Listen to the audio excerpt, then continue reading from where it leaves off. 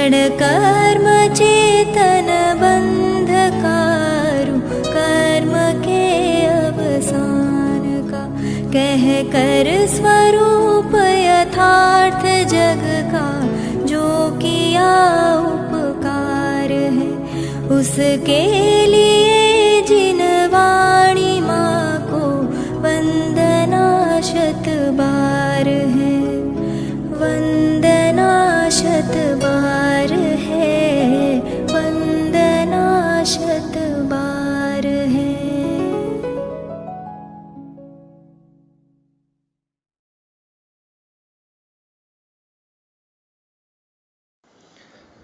ओम नमः सिद्धेभ्यः, ओम नमः सिद्धेभ्यः, ओम नमः सिद्धेभ्यः। मंगलमय मंगलकर्ण वीतराग विज्ञान, नमो ताहि जाते भये अरहंतादि महान। करि मंगल करि हो महान, ग्रंथ करण को काज, जाते मिले समाज सब, करिए मोक्ष उपाय।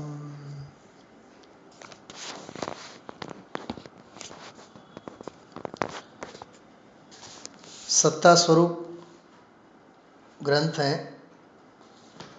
हम आप लोग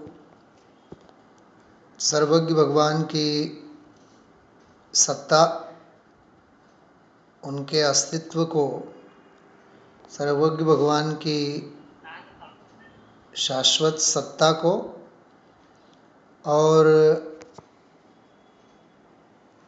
सर्वज्ञ भगवान की शाश्वत सत्ता के साथ वस्तु स्वभाव की सत्ता सिद्ध करते हुए हम आप लोगों को एक बहुत सुंदर मार्मिक प्रकरण, अत्यंत प्रयोजनभूत, जिसको समझे बिना न मिथ्यात्व का स्वरूप समझ में आता है और जिसको समझे बिना अज्ञान और मिथ्यात्व का त्याग भी संभव नहीं है और सम्यक मोक्ष मार्ग में आगे बढ़ना भी संभव नहीं है। ऐसा मार्मिक प्रकरण है। पेज नंबर 11 के ऊपर से हम आप लोग इसकी चर्चा कर रहे हैं। कुछ बातें इसमें बहुत मार्मिक हैं, उसको अपन जितनी भी बातें की हैं उनको सूत्र शैली में अपन लोग दोहराते हैं। सच्चे देवादिक में सच्ची प्रवृत्ति होनी चाहिए।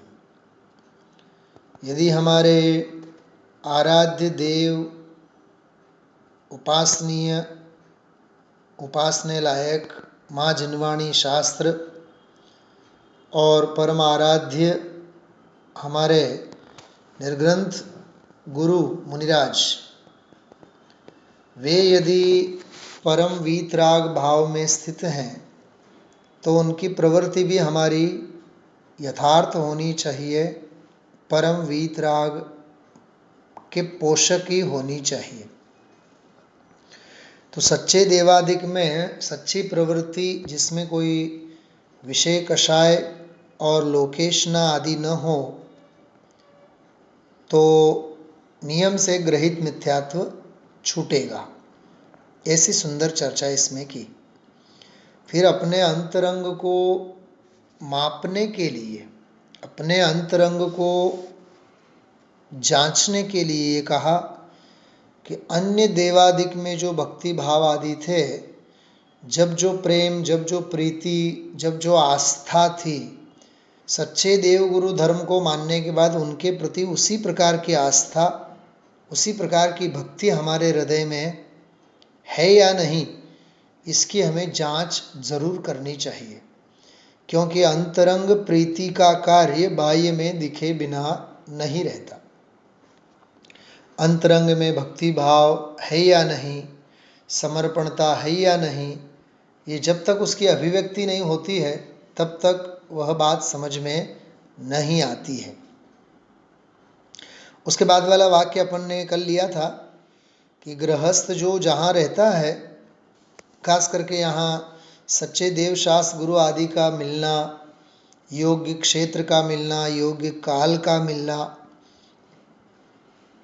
तो जिन्हें सुकाल मिलता है, सुक्षेत्र मिलता है, तो स्वाभाविक रूप में आराधना में वह जीव उसमें प्रवृत्ति तो करता ही है। उस प्रसंग में हम आप लोगों को कवि ने समझाया कि तुम भी अपने धन कुटुंब आदि के पोषण के लिए, भोगों के लिए, रोग के लिए, विवाह आदि कार्यों में जैसे प्रवर्तते हो, वैसे ही अपने पद के योग्य, अपने स्टेटस के अनुसार, अपनी भूमिका के अनुसार तुम्हें देव गुरु धर्म आदि के प्रवृत्ति भी प्रवर्तना चाहिए। मतलब हल्कापन नहीं होना चाहिए अपनी चर्या में। जैसे लोक व्यवहार में अपने स्टेटस के अनुसार अपन प्रवर्तते हैं, बराबर। कपड़ों का खरीदना, गहनों का खरीदना, खाना पीना, ये अपने आर्थिक परिस्थिति के अनुसार होता है। जैसे करोड़पति होवे तो कोई छोटा मोटा फ्लैट में थोड़ी नहीं रहेगा, वो तो करोड़ों के बंगले में रहेगा। तो संपन्नता है तो उसका रहन सहन भी संपन्नता सहित होता है, जिसे अपन लोक व्यवहार में स्टेटस वाली सिंबल कहा करते हैं। तो जो सच्चे देव गुरु धर्म के साथ रहता हो तो उसका भी स्टेटस कैसा होना चाहिए? उसका उठना, उसका बैठना, उसका खाना, उसका पीना, हाँ, उसका विवेक भान, उसका बोलना, उसकी मन वचन काया की प्रवृत्ति कैसी होनी चाहिए? सच्चे देव शास्त्र गुरु को मानने वाले की प्रवृत्ति भी उसके लायक होनी चाहिए ना। समझ में आ रही? बहुत सुंदर बात है ये। अरे देव शास्त्र गुरु के साथ तेरा उठना बैठना है तो तेरे खान पान आदि में, तेरी वाणी और तेरे व्यवहार में, तेरे वर्तन में अंतर आएगा कि नहीं, विशुद्धि आएगी कि नहीं। जैसे गुरुदेव श्री बोलते हैं कि हीरा को रखने के लिए भी, हीरे को रखने के लिए भी उसका बक्सा भी तो उसी लेवल का होता है ना। करोड़ का हीरा माचिस के डब्बे में थोड़ी ना रखा जाता है, मिट्टी के बर्तन में थोड़ी ना रखा जाता है। हाँ, उसके लिए भी उसका पैकिंग भी उतना ही ऊंचा होना चाहिए ना। समझ में आ रही बातें? जैसे लेडीज वियर्स की अपेक्षा से बात करें, पर्स जितना ऊंचा उसके अंदर माल भी उतना ऊंचा। समझ में आई बात? हाँ, चोर नहीं भाप सकता है। चोर किसी गरीब का बटवा थोड़ी ना उठा के लेके जाएगा, वो अमीरों के पर्स उठा के लेके जाएगा। हाँ, उसमें भी डॉक्टर हो, इंजीनियर हो, उनका तो सबसे पहले पर्स उठाएगा वो, क्योंकि उसमें तो बहुत सारे पैसों के बंडल रखे होते हैं। मतलब कहने का मतलब ये है, माल जितना ऊंचा होगा उसका पैकिंग भी उतना ऊंचा होगा। बताना यही चाहते हैं। हाँ, जैसे देखो, जिसे देव शास्त्र गुरु की कोई खबर नहीं है वो अन्याय अनीति करे, और जिसे देव शास्त्र गुरु क्या ही ये पता चले और फिर भी अन्याय अनीति करे, तो दोनों में फर्क नहीं है। हाँ, देव शास्त्र गुरु को जानते हुए भी अन्याय अनीति करे, अभक्ष भक्षण करे, जो नहीं जानता, देव शास्त्र गुरु को नहीं जानने वाले को तो पाप कम होगा, जान करके भी करने वाले को पाप और अधिक बंधेगा। मतलब जैनी के नाम से जाना जाता होवे, जैनी के नाम से पहचाना जाता होवे, फिर भी उसका ज्ञान उतना ही पूर्वाहार में होवे, तो फिर विचार करो आप, उसकी परिणति कितनी मैली है। इसलिए विवाह आदि, कुटुंब आदि, हाँ, कार्यों में, भोगों के कार्यों में, कुटुंब आदि के पोषण में लिखा, क्या गजब की बात है। कुटुंब आदि के पोषण में, परिवार के पोषण में तो खूब पैसा उसमें काम में लाता है, उसका प्रयोग करता है। लेकिन जब बात आती है देव गुरु धर्म की आराधना की, तो उस समय इसके हाथ खिंच जाते हैं। मैंने कहा भी था, 2 दिन पहले भी मैंने कहा था, बेटे की शादी में करोड़ों रुपया पानी की भांति यह प्रयोग में लाता है, बराबर। लेकिन बेटे की शादी में मंदिर में जो तिथि लिखाएगा, वो शादी की सालगिरह की, कितना लिखाएगा? 101 रुपया। वहां 101 करोड़ रुपए खर्च करता है वो। किसमें? विषय भोगों में। आप सोचो, मतलब लोगों का मानसिक स्तर कितना गिरा हुआ है। हाँ, तो इसमें अरहंत की भक्ति होगी तो कहां से होगी? क्या कहा? इसमें देव गुरु धर्म की भक्ति होगी तो कहां से होगी? विचार तो करो आप। सोचने का तरीका ही नहीं ना। अरे भाई, तू देव गुरु धर्म के साथ रहता है तो तेरा उठना बैठना, बोलना चालना, हिलना डुलना, खाना पीना, सोना, ये सब विवेकमय होना चाहिए कि नहीं? हाँ, बात समझ में आ रही है? मैं क्या कैलकुलेशन कर रहा हूं? हमारे आराध्य वीतरागी हैं, तो उपासक भक्त हैं, वो रागी कैसे हो सकते हैं? वो स्वैराचारी कैसे हो सकते हैं? वे स्वच्छंदी कैसे हो सकते हैं? समझ में आ रही बात? हाँ, हमारे भगवान निष्पाप, तो भगवान को मानने वाले का जीवन पापमय, ऐसे कैसे हो सकता है? बात समझ में आ रही है? कैलकुलेशन समझ में आ रही है? ये ग्रहित मिथ्यात्व के संबंध में यहां समझा रहे हैं। तू देव गुरु धर्म आदि के योग में आया है, तुझे देव गुरु धर्म आदि मिले हैं, तो तू भाई साहब उनके अनुरूप अपना जीवन बना। देखिए, अब गुरु द्रोण थे तो अर्जुन जैसा शिष्य भी था कि नहीं? क्या कहा? एकलव्य जैसा भी शिष्य पैदा हुआ कि नहीं? क्योंकि उस लायक वो गुरु भी थे, तो उनके लायक शिष्य भी पैदा हुआ। तो जिनेंद्र तो हमारे 3 लोक के नाथ, और हम तो कम से कम 3 लोक के नाथ के कहलाने लायक शिष्य तो बने ना हम।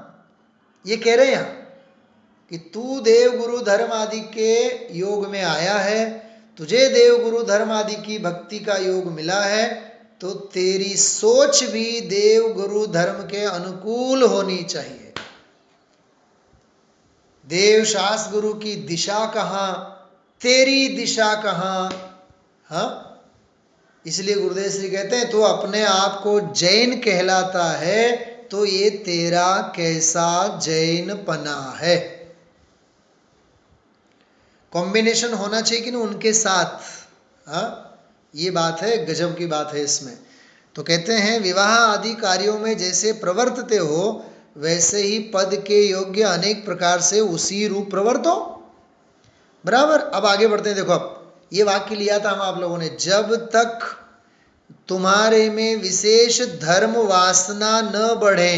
याद रखना ये शब्द, विषय वासना तो अनादि की है। कौन सी वासना का बढ़ना जरूरी है? देखो, एक बात मैं बता दूं आपको, जैनी मुमुक्षु का बोलना भी अहिंसक होना चाहिए। क्या कहा?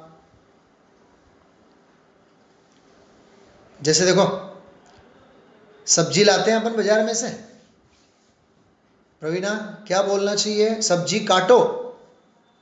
क्या बोलना चाहिए? सब्जी सुधारो। हाँ, फल सुधारो। एप्पल काटो नहीं बोला जाता है।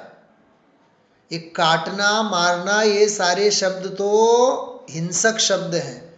मतलब एक जैनी मुमुक्षु आत्मार्थी की बोली में भी अहिंसकपना होना चाहिए। कैसी भाषा होती है मुनिराजों की? हित मित और प्रिय। मुनिराजों की भाषा कैसी होती है? हित मित और प्रिय। तो मुमुक्षु की भाषा कैसी होनी चाहिए? हित मित और प्रिय नहीं होनी चाहिए। हाँ, दूसरों की निंदा के वचन हो, दूसरों के दिल को ठेस पहुंचाने वाले वचन हो। अरे हमारे गुरु के वचन, निर्ग्रंथ गुरु के वचन हित मित प्रिय होते हैं, तो हम आप सभी मुमुक्षुओं की भी भाषा वैसी होनी चाहिए। क्या कहा मैंने, समझ में आई बात? हाँ, सोचना इस बात को, बहुत मार्मिक बातें हैं। तो कहते हैं तुम्हारे में विशेष धर्म वासना न बढ़े तब तक उनके हिस्से का, देखो ये गजब का है। ये आप लोगों को पता है, यहाँ अपन लोग तो बड़े बड़े शहर में रहते हैं, जैसे राजकोट, अहमदाबाद, बंबई, जैसे छोटे मोटे गांव होते हैं ना, छोटे मोटे जो गांव होते हैं, जैसे चिखली से जुड़े हुए कुछ लोग मेरे साथ बैठे हुए हैं अभी, उनको सबको पता है चिखली मंदिर के नाम से भी खेती है।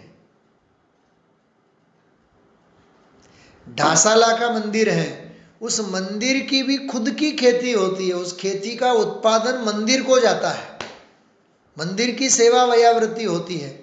मतलब भाई भाई लोगों के बीच में, अथवा जो उस मंदिर को बनाते हैं, वो मंदिर को बनाने वाले अपनी खेती बाड़ी भी मंदिर के नाम से कर देते हैं, ताकि मंदिर का निर्वाह भी होता चलता रहे।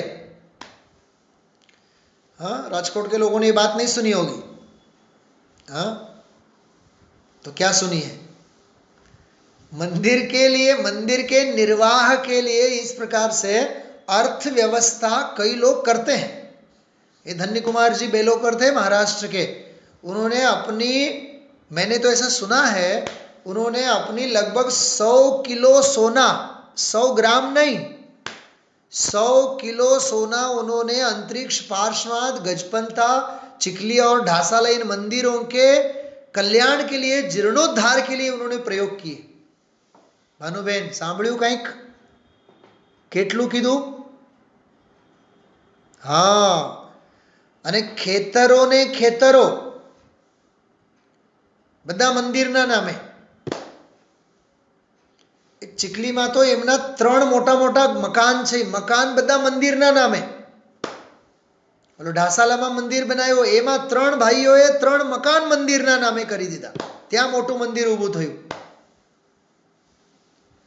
हमसे 51 रुपए की दान राशि लिखी नहीं जाती, हमसे 101 रुपए नहीं छूटते हैं, लेकिन छूटने वालों को तो घर परिवार, यहाँ तक कि खेती बाड़ी, जमीन, मकान भी सारा मंदिर के नाम से दे दिया जाता है।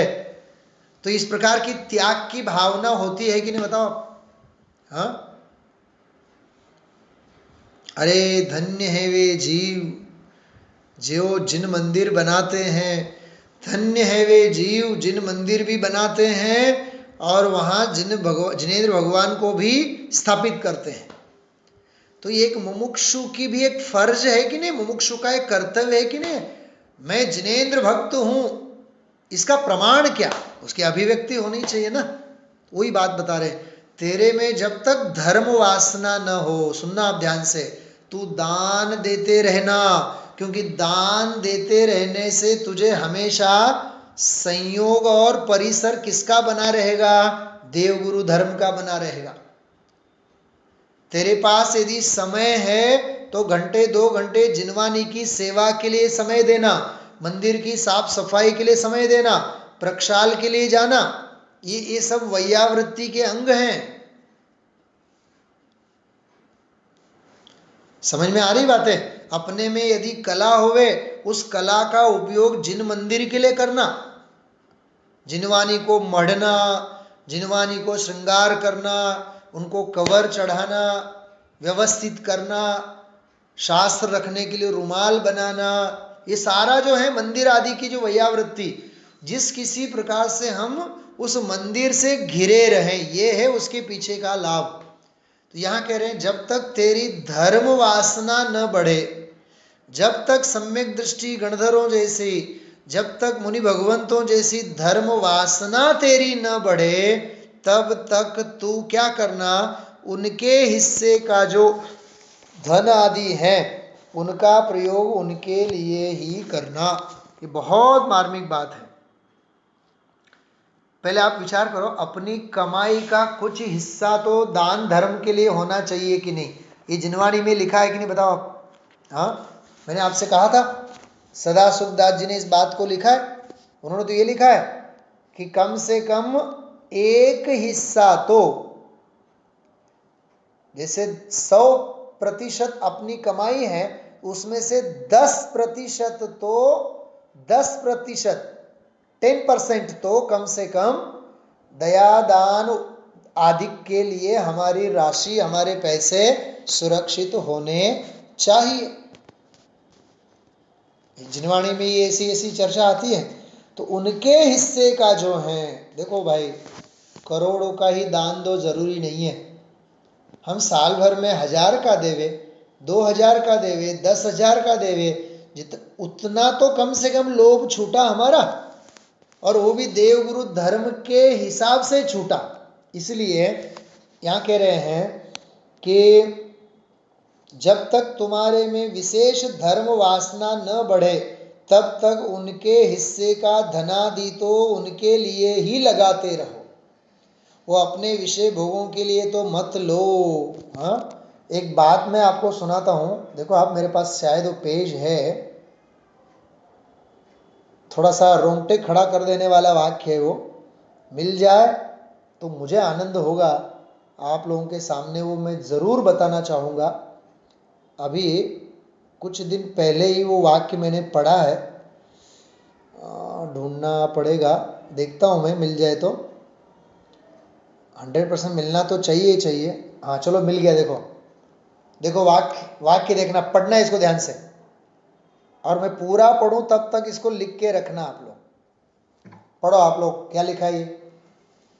जिनेंद्र देव अथवा मंदिर के नाम पर, जिनेंद्र देव अथवा मंदिर के नाम पर, होता है ना अपना शास्त्र की बोली अपन लेते हैं, शिखर के कलश की बोली लेते हैं, धर्म ध्वजा की बोली लेते हैं, इंद्र इंद्राणी की बोली लेते हैं, राजा रानी की बोली लेते हैं।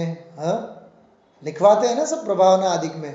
तो जिनेंद्र देव अथवा मंदिर के नाम पर कोई दान की घोषणा कर मतलब करके फिर ना देवे, देखो दान की घोषणा तो कर दी, फिर भी ना देवे, क्या लिखा है ब्रैकेट में? निर्माल्य। अरे वो तो निर्माल्य कहा जाएगा, तूने दान तो लिखवाया लेकिन नहीं देता है, उसका फल देखना, तो वह दरिद्री हो जाता है। क्या लिखा है आगे?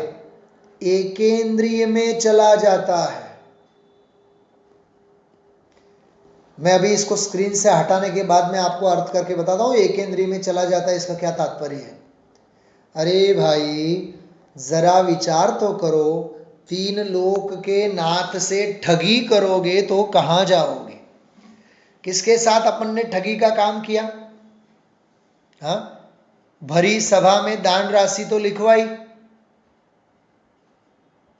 मैरिज एनिवर्सरी के उपलक्ष्य में, बच्चे के जन्मदिन के उपलक्ष्य में दान राशि लिखवाई, लेकिन देने का नाम नहीं लेते हैं।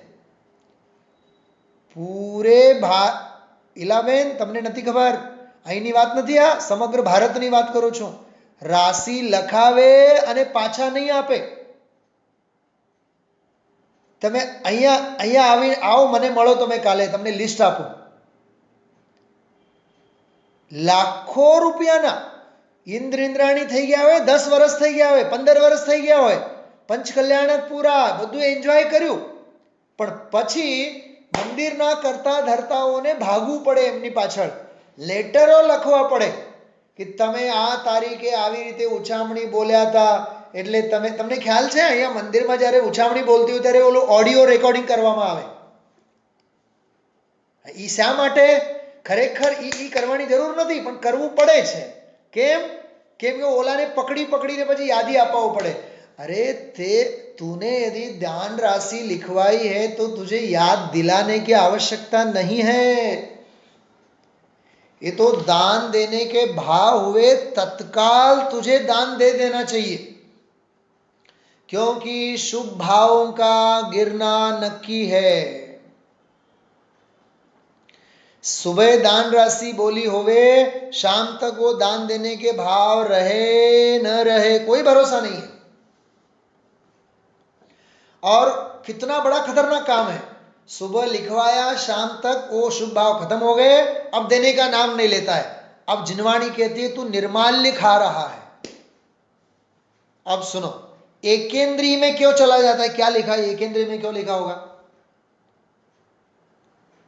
2 इंद्रिय वाला जीव होता है ना, उसको वचन होता है, वचन बल। तो तूने जिनेंद्र भगवान के समो शरण में मंदिर में दान की राशि बोल करके तूने दिया नहीं, देने का इरादा नहीं है, तुझे जरूर वचन योग नहीं मिलेगा, क्योंकि तूने वचन की विराधना की है, इसलिए तू एकेंद्रीय में जाएगा। कितना घोर अपराध है। इसलिए जैसे टोटरमल जी साहब ने लिखा है, प्रतिज्ञा नहीं लेना यह कोई दोष नहीं है, लेकिन प्रतिज्ञा लेकर के प्रतिज्ञा का भंग करना ये महान दोष है। ऐसे ही दान नहीं देना ये कोई दोष नहीं है, लेकिन दान की राशि बुलवा करके, घोषित करके दान नहीं देना ये सबसे बड़ा अपराध है। इसलिए दान आदि देने का व्यवहार इसीलिए है कि जीव वहां जुड़ा रहे। देखो, अपन ने एक शास्त्र की बोली ली, समझो बराबर, जैसे ये प्रवचन, ये परमात्म प्रकाश प्रवचन है, 6ठा भाग। समझो कि मैंने इस शास्त्र को मंदिर में प्रकाशन हो रहा है, तो चलो इसका उद्घाटन होगा, तो मैंने एक 21,000 में बोली ले ली उद्घाटन के रूप, एक उदाहरण के रूप में। तो मेरा परिवार सारा आएगा कि नहीं मंदिर में? भले ही वो कैमरा लेकर के फोटो निकालने के लिए, वीडियो निकालने के लिए, लेकिन आएगा कि नहीं? आएगा ना। तो कम से कम उन जीवों को इतना तो सौभाग्य मिला, पूरे परिवार में किसी एक ने भावना की थी कि अपन जिनवाणी स्थापित करेंगे। हाँ, जैसे सासू माँ ने जिनेंद्र भगवान को विराजमान करने के भाव किए, तो लड़की भी आएगी, जमाई भी आएगा, सब आएगा, आएंगे कि नहीं? तो सहज ही सासू माँ ने जिनेंद्र भगवान की बोली लेकर के, मालूम कौन सा धर्म का बड़ा काम किया उसने? अपने आप की श्रद्धा तो व्यक्त की, लेकिन अपनी लड़की, जमाई और पौत्र, इन सब को भी धर्म मार्ग के प्रसंगों को, अवसरों को प्रदान किया। अब हर साल जब जब भी उस प्रतिमा की वार्षिकोत्सव संपन्न हो गई, उस समय वो सारा परिवार आएगा कि नहीं? ये है। तो पंच कल्याणक आदि प्रसंगों में, विधान आदि में इंद्र इंद्राणी होते हैं, राजा रानी होते हैं, धर्म ध्वजा लेते हैं। अरे वो लड़का छड़ीदार भी बनता है तो भी माता पिता उसमें प्रसन्न होते हैं। इंद्र नहीं बना, छड़ीदार बना, छड़ीदार केवल खड़ा हुआ है, फिर भी आया ना बीच में, उस बहाने ही सही सारे के सारे उसमें जुड़ते हैं। देखो, धर्म से जुड़ना सीखो और धर्म से जोड़ना सीखो। प्रवीणा, क्या कहा मैंने? क्या कहा? अपने आप को धर्म से जोड़ना सीखो और सभी को धर्म से, हाँ, जोड़ना, अपने आप को जुड़ना सीखो और उनको जोड़ना सीखो।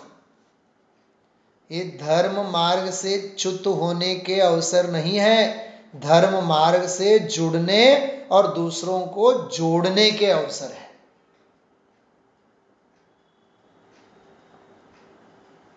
मुझे पंडित जी साहब का एक बहुत बढ़िया वाक्य याद आता है, रविंद्र भाई पंडित जी, तुम लोगों को जिनवाणी से जोड़ो, अपने आप से मत जोड़ो। मुझे बड़ा अच्छा वाक्य लगता है। सुनील भाई शास्त्री किस खेत की मूली है? मुझे किसी से ने, मुझसे नहीं जोड़ना है, जिनवाणी से जोड़ना है। जुड़े वो महाभाग्यशाली, नहीं जुड़े वो अभागिया है, और क्या। लेकिन मेरा प्रयोजन क्या होना चाहिए?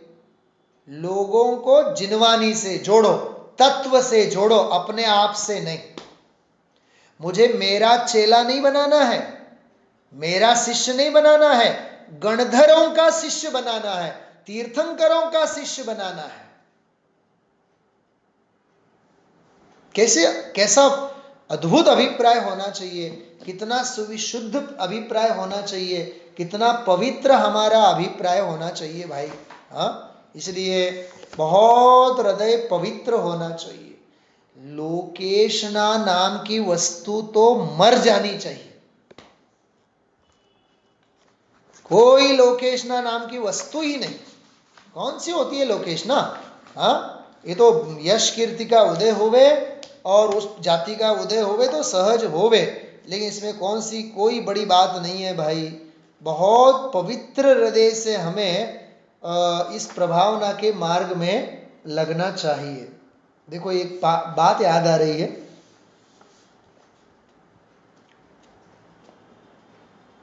देखो, हाँ सुनो ध्यान से आप।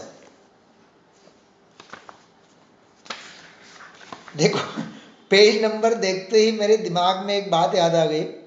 पेज नंबर है 108। सुनना ध्यान से।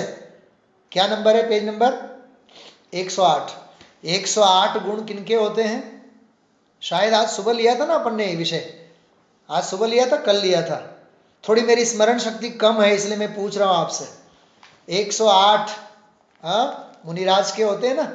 तो मुनिराज मतलब, ध्यान से सुनना, बद्धा भगवान छो અને બધા ભગવાન થાવ। ધ્યાનથી સાંભળજો।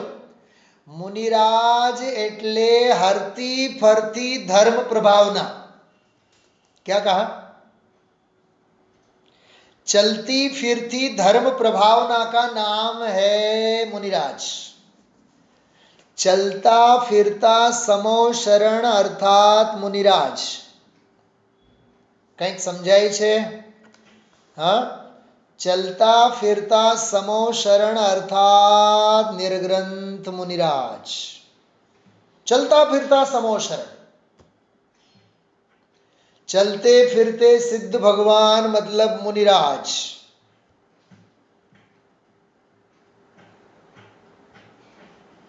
चीखते चीखते चिल्लाते चिल्लाते भक्ति करना मुनिराज की वो नहीं है। चलते फिरते सिद्ध भगवान मतलब मुनिराज। तो यहाँ पेज नंबर 108 है, जो मैं पुस्तक निकाल के बैठा हूं 2 मिनट के लिए, उसमें प्रभावना वाली बात है। पेज नंबर 108 और प्रभावना। क्या लिखा देखो आप। धर्म की प्रभावना कैसी हो? जिन शासन की प्रभावना निर्दोष हो स्वामी, रे अंतर मन की भावना निर्दोष हो स्वामी। जिन शासन की प्रभावना निर्दोष हो स्वामी, रे अंतर मन की भावना निर्दोष हो स्वामी। देखो, धर्म निर्दोष होता है तो धर्म की आराधना निर्दोष होनी चाहिए और धर्म की प्रभावना भी निर्दोष होनी चाहिए।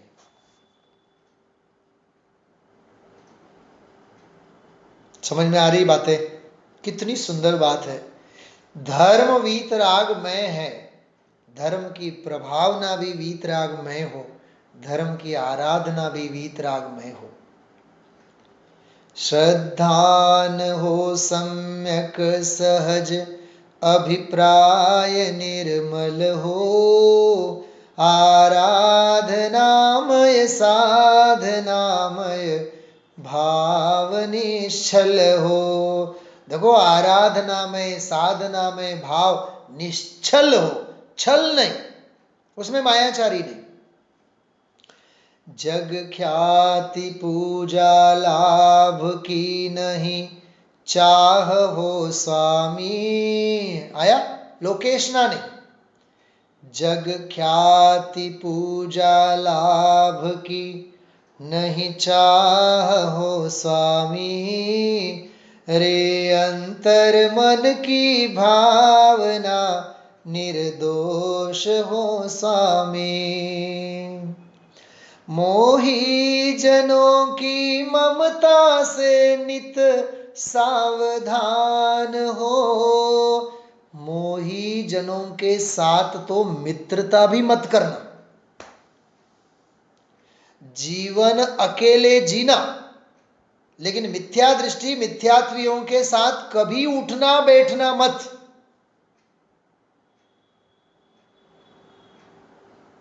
क्यों बताऊं? क्योंकि ग्रहित अग्रहित मिथ्यात्व की अनुमोदना का प्रसंग आएगा। बोलो, एक आत्मार्थी के मित्र भी कौन से होने चाहिए? साधर्मी होने चाहिए। शैलीबेन, 5 પાપમાં પડેલા હોય, 7 વ્યસનમાં પડેલા હોય, ધર્મ માર્ગથી વિપરીત હોય, અરે રાત્રે ભોજન આહાર આદિ સ્વૈરાચારી વિહાર કરતા હોય, એવા જીવો સાથે ઉઠવું બેસવું એમાં પણ કૃત નહીં, કારિત નહીં, પણ અનુમોદનાનો દોષ લાગશે લાગશે લાગશે, 1,00,000 વખત લાગશે. પંડિતજી, આવા લોકોને ગોતવા ક્યાં જઈએ? સાચી વાત છે, પંચમ કાળમાં ક્યાં જવાય, પણ પોતે તો ન કરાય. समझ में आ रही बातें? हाँ, इसलिए है ना, इस पंचम काल में एक सच्चे देव गुरु धर्म के सच्चे उपासक को ढूंढना ये हाथ में दीपक को लेकर के चलने जैसा काम है. इस पंचम काल में मिलना ही मुश्किल है. धर्म के अनुरूप श्रद्धा कितने जीवों की, हाँ, धर्म के विपरीत श्रद्धा कितने जीवों की.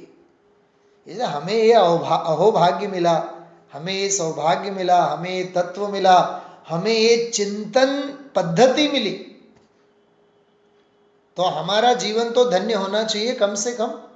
हाँ, मोही जनों की ममता से नित सावधान हो, धनी धनी सिर ऊपर ज्ञानी गुरु विराजमान हो. अरे धन्य है वे जीव जिनके मस्तक पर गुरु विराजमान होते हैं.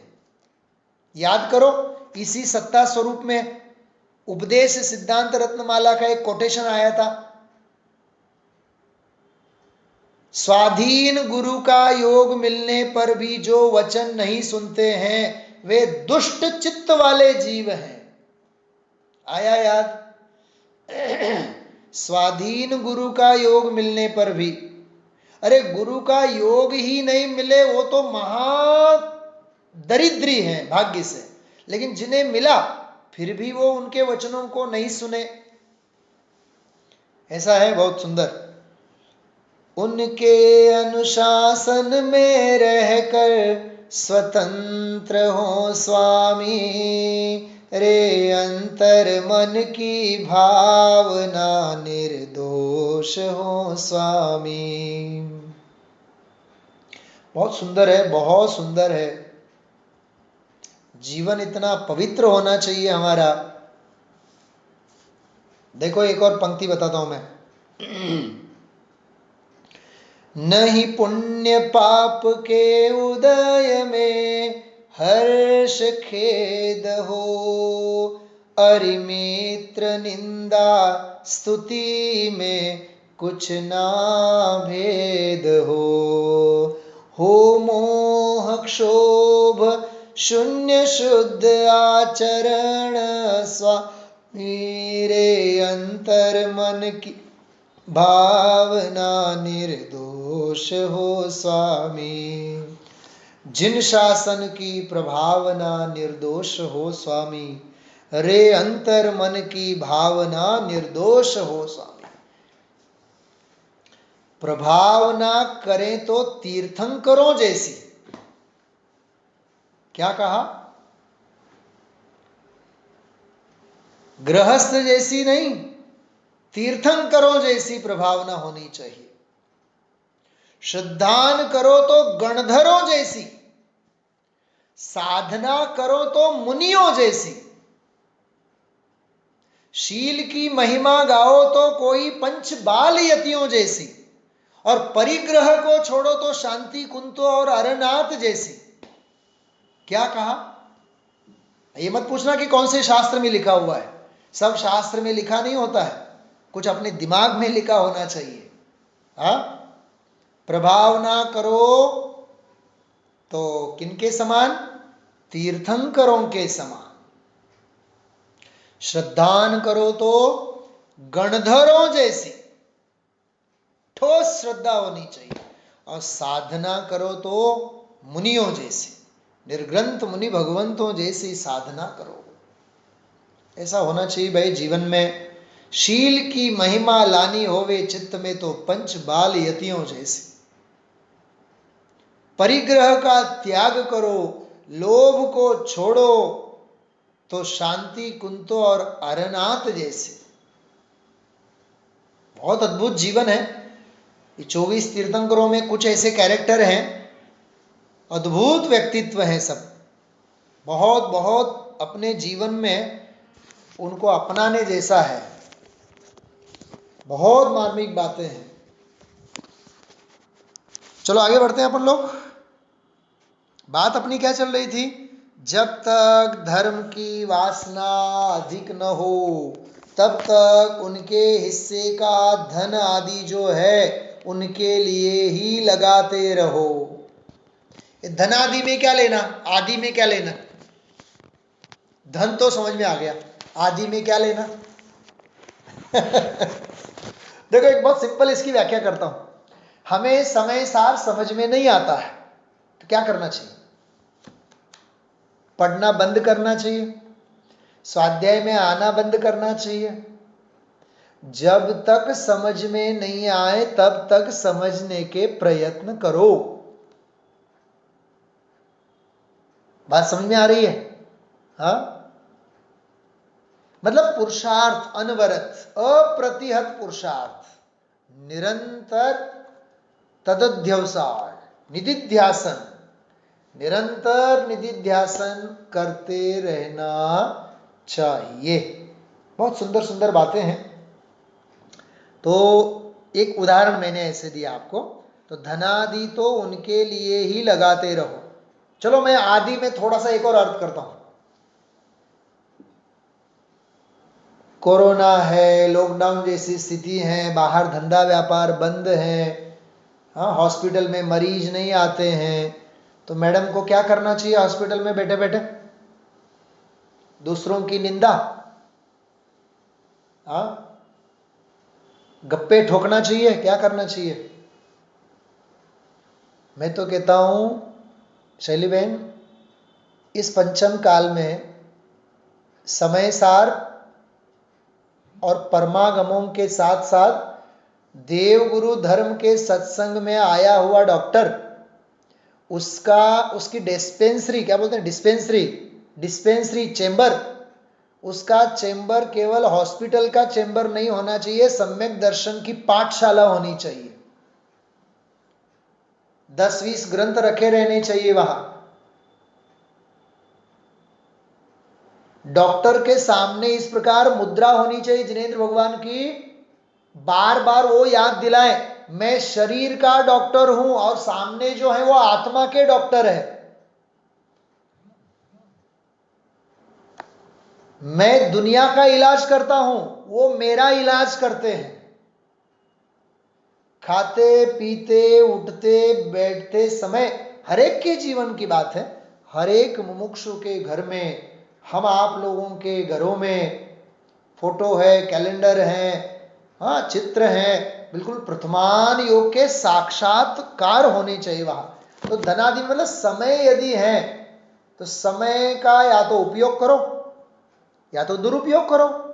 तो उपयोग का दुरुपयोग, उपयोग का सदुपयोग, उपयोग को उपयोगी स्वभाव में लगाओ, ये उपयोग का सदुपयोग है।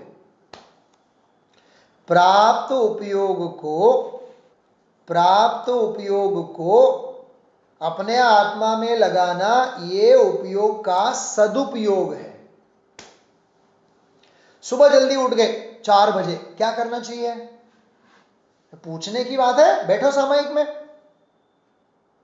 सामयिक में बैठो, अब कुछ लोग कहेंगे पंडित जी તમે તો સામાયિક તો શીખવાડ્યું જ નથી, બધું શીખવાડવામાં નહીં આવે. बात समझ में आ रही है कि 4 बजे उठे तो सामायिक करो. ઈલાબેન આજે વાર કયું છે? સોમવાર છે ને? સાંભળો, આજે સોમવાર છે ને? આજે વહેલી સવારે 3:15 ટકોરે હું પંચબાલેથી સામે બાહુબલી ભગવાનની સામે જઈને બેઠો તો 3:15 વાગે વહેલી સવારે. આજે 3:15 ટકોરે 4 વાગ્યા સુધી બેઠા, પછી થોડુંક માથું ચડ્યું, વળી પાછું આવીને સૂઈ ગયા. પણ આપણે સમય કાઢવો જોઈએ ગમે તે માટે. અરે 4 વાગે ઉઠો તો કરો, સામાયિક કરો, છે આપણી પાસે બધું જ છે. સમયસાર ખોલો, સમયસાર વાંચો. અને હવે તો આંગળાના ટેરવે છે vitragvani.com, ફટ દઈને બધું ઓડિયો વિડિયો. મને તો બીક લાગે અહીંયા મગજમાં સમ્યક દર્શન ઘૂસે કે નહીં ઘૂસે, પણ આંગળાને સમ્યક દર્શન થશે. આને સમ્યક દર્શન, આને સમ્યક જ્ઞાન, આને સમ્યક ચારિત્ર. આ રત્નત્રયને લઈને ઊભા થશે આંગળાઓ. अरे आज उंगलियों में है सारा जिनागम हमारी उंगलियों में है. आज सारा जिनागम.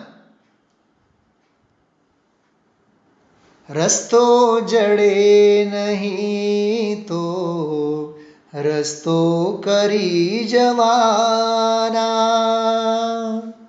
अमे राखमाथी बैठा थवाना. રસ્તો જડે નહીં તો રસ્તો કરી જવાના. હા, આજે કોલેજમાં એક બહુ સરસ મેં ગુજરાતી ગઝલની એક પંક્તિ સંભળાવી. બેન જયશ્રીબેન સાંભળો તમે. આપણે ઘરે જ્યારે મળ્યા હતા ને ત્યારે મેં સંભળાવ્યું હતું. હું ક્યાં કહું છું આપની હા હોવી જોઈએ. હું ક્યાં કહું છું તમને કે તમારી હા જ હોવી જોઈએ, સામાયિક જ કરવી જોઈએ. એના માટે હા ક્યાં પૂછું છું? ચલો તમારી ના છે એમ સમજીએ, પણ ના કહો છો એમાં વ્યથા હોવી જોઈએ. ના બોલો છો ને તો એમાં થોડીક પીડા હોવી જોઈએ, વ્યથા હોવી જોઈએ. અમે ક્યાં કહીએ છીએ કે હા જ પાડો તમે. સમજાય છે? હા, અમારાથી તો ન થાય, અમારી પાસે તો સમય નથી. પ્રકાશભાઈ, હા કાંઈ વાંધો નહીં ભાઈ સાહેબ, તમે ના જ પાડો, પણ ના પાડો એમાં દર્દ હોવું જોઈએ, એમાં પીડા વ્યક્ત થવી જોઈએ ને. પણ શું કરીએ, આપણને નનૈયો ભણવાની ટેવ પડી છે. હા, નાકના ગુંગા ચાવવામાં તો મોજ પડે. નામ શું? સુંદરલાલ. અને કામ કેવા? નાકના ગુંગા ચાવવાના મોઢામાં. કાનજી શું કરીએ, મને ટેવ પડી છે. હા, એમ રાગમાં, આમોદમાં, પ્રમોદમાં, વિષય ભોગોમાં, કષાયોમાં શક્તિ બધી લાગે છે. તો આમાં એમ કહે છે, તને દેવગુરુ ધર્મ, સાચા દેવગુરુ ધર્મ મળ્યા, તારી શક્તિ, તારું ધન, તારું વૈભવ, તારું મન, તન મન ધન બધું જ એની ભક્તિમાં લાગવી જોઈએ. हम करे राष्ट्र आराधन, सुनाइए, हम करे राष्ट्र आराधन तन से, हम करे राष्ट्र आराधन तन मन से, हम करे राष्ट्र आराधन तन मन धन से. તો ધર્મની બાબતમાં એ સમજવું આપણે. તનથી, મનથી, ધનથી સંપૂર્ણ શક્તિ એમાં લાગવી જોઈએ. જો એક મારા જેવા હજારો શાસ્ત્રી વિદ્વાનોની વાત કરું છું. આ જીવિકા તો બધાને મળવાની છે કે નહીં બતાવો? હા, અરે કૂતરા અને બિલાડીઓને પણ 2 ટંચના રોટલા તો મળી રહેશે. હા, તો એક શાસ્ત્રી ડિગ્રી લઈ, એક ભણતર એવું ધાર્મિકનું કરી, આપણે આ શિક્ષણના ખાતામાં, જે પણ ખાતામાં આપણને રુચિ રસ હોય એમાં જીવનભર આ સમયસાર, પ્રવચનસાર, હા, મોક્ષના પ્રકાશક, ગુરુદેવશ્રીના પ્રવચનો, આચાર્ય કુંદ દેવની વાણી, અમૃતચંદ્રાચાર્ય દેવની વાણી, આનો પ્રચાર પ્રસાર, આનંદ, કેલી, રમત, વિલાસ, આવા આનંદમય ક્ષણોમાં જેનું જીવન જાય, ભાગ્યશાળી કહેવાય કે નહીં? એને હા સમજાય છે? આવી આપણી સાથી છે આ જીવિકા હોવી જોઈએ. સમયનો આના જેવો બેસ્ટ ઉપયોગ ન હોય.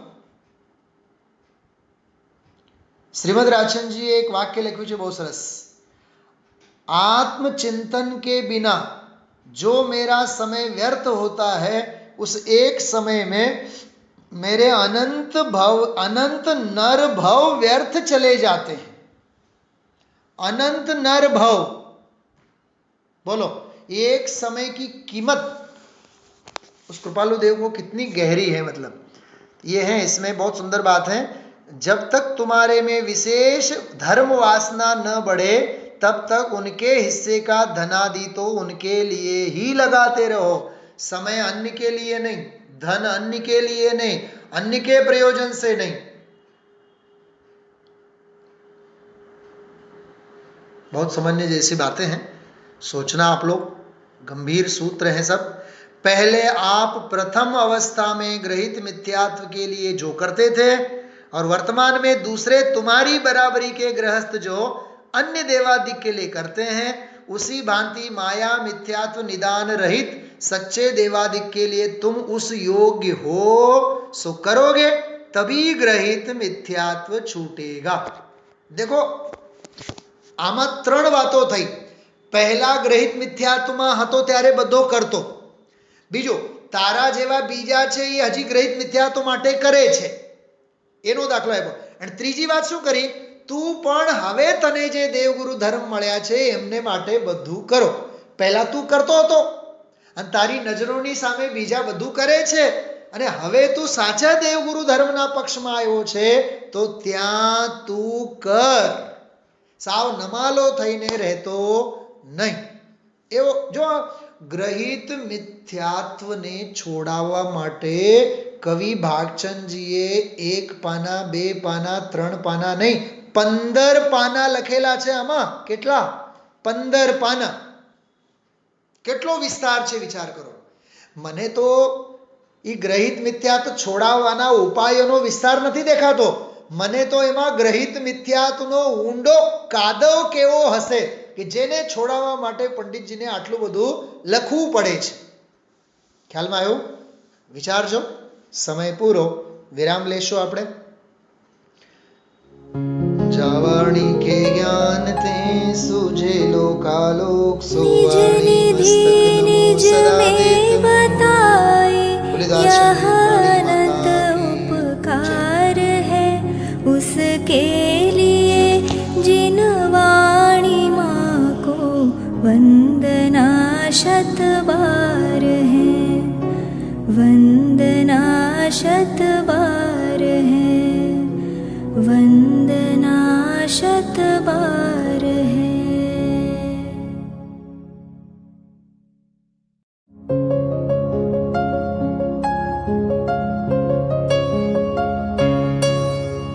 हे जिन वाणी भारती तो ही जपो दिन रैन, जो तेरी शरणा गहे सो पावे सुख चैन. जा वाणी के ज्ञान ते सूझे लोकालोक, सो वाणी मस्तक नवो सदा देत हो ढोक, सदा